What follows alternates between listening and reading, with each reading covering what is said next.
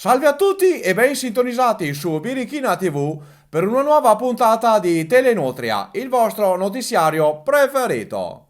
Come avete notato, ieri purtroppo non siamo potuti andare in onda perché ho avuto una tranquilla discussione con il direttore della TV per un aumento di stipendio.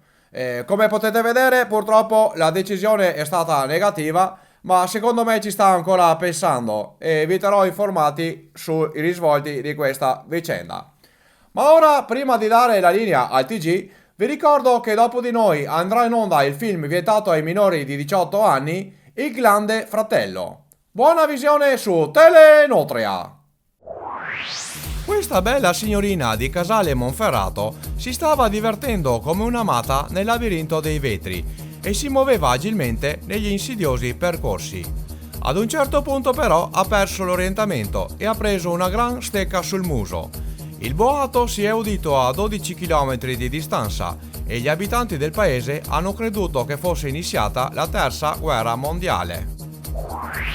Dopo una serata alcolica, questi giovani di Merate giocavano a fare Tarzan con il lampadario, che a un certo punto si è distaccato. Il ragazzo ha messo un rene in vendita per ripagare i danni. Lido di Venezia.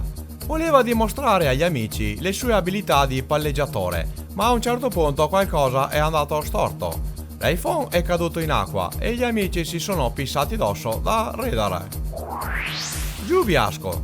Stavano scendendo dalla montagna con la mountain bike, ma uno dei due ha perso il controllo ed è caduto rovinosamente. Il numero di porcassi è incalcolabile. Ostiglia.